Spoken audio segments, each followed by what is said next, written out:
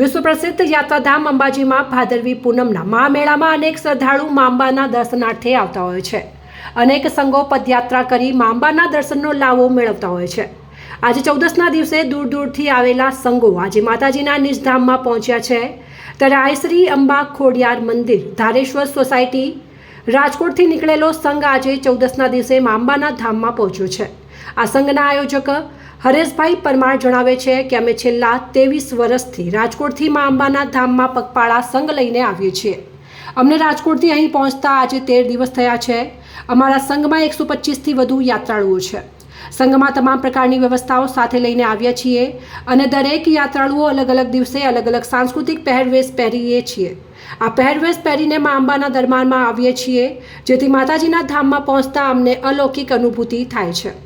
વધુમાં સાંસ્કૃતિક પહેરવેશના મહત્વ વિશે વાત કરતા હરેશભાઈ જણાવે છે કે આ સાંસ્કૃતિક પહેરવેશ પહેરવાનું મુખ્ય કારણ એ છે કે અમે માતાજીને બને તેટલું રીઝવવાનો પ્રયાસ કરીએ છીએ, જેથી કરીને મા અંબા નવરાત્રિના 9 દિવસ અમારા મંદિરે પધારે અને અમને આશીર્વાદ આપે। વધુમાં તેમણે જણાવ્યું કે દરેક લોકોને સાંસ્કૃતિક પહેરવેશ પહેરીને મા અંબાના દરબારમાં જવું જોઈએ, જેથી માતાજીના અનેરા પ્રસંગને આપણે દીપાવી શકીએ।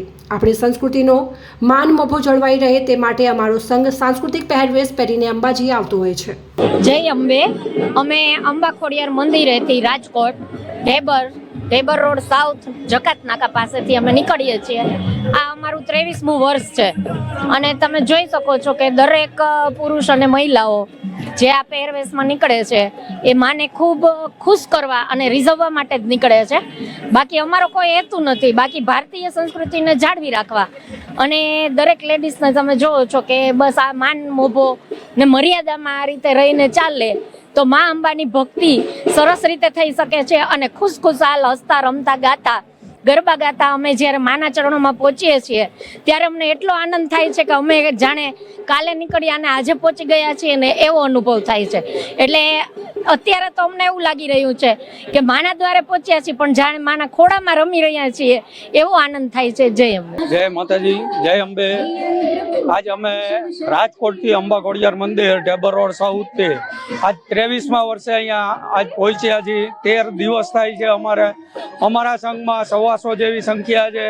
માતાજીની દયાથી અમારે ઘરનું રસોડું જ જમીએ છીએ, અમારા ઉત્તરે જ જમીએ છીએ અને અમારે રોજે રોજ 15 દિવસના ટોટલી એકો એક ડ્રેસ અલગ હોય છે, એકો એક કપડાં અલગ હોય છે કે જેથી કરીએ આજ માના પ્રસંગમાં જવાનું છે એ દ્રષ્ટિએથી એ ભાવનાથી અને માને ખુશ કરવા માટે કે મા અંબા ખુદ અમારા આજ માતાજીના મંદિરે આવે અને નોરતામાં ગરબા રમે એ માટે થઈ અમે પ્રયત્ન કરીએ છીએ। અને પ્લસ આજે જે કાંઈ બી આજ જે લોકો જોનારો છે વર્ગ એ લોકોને ખબર પડે કે આજ માના પ્રસંગમાં આજ આપણે સ્વચ્છ થઈ અને સ્વચ્છ કપડાં પહેરી અને આપણા સાંસ્કૃતિક જે પોશાક છે એ પહેરી અને જવું જોઈએ, જેથી કરી અને માનો પ્રસંગ દીપાવી શકીએ। આજ માના પ્રસંગને દીપાવવા માટે થઈને આપણી હાજરીની જરૂરિયાત છે। બાકી તો માને ત્યાં કોઈ કમી જ નથી, ગમે એટલા તમે આવો છો એને ખબર જ છે, પણ આજ માનો એક પ્રસંગ છે એ દીપાવવાની વાત છે। ત્યારે અમે આ પ્રયત્ન કરી રહ્યા છીએ કે 15 દિવસ અલગથી આપણી સંસ્કૃતિને માન્ય રૂપ અને માન મર્યાદા અને મોભો ત્રણેય માતાજીના પ્રસંગનો આ જળવાઈ રહે એ અમારી એક પ્રયત્ન કરવાનો છે અને જાળવવા માટે નીકળીએ છીએ।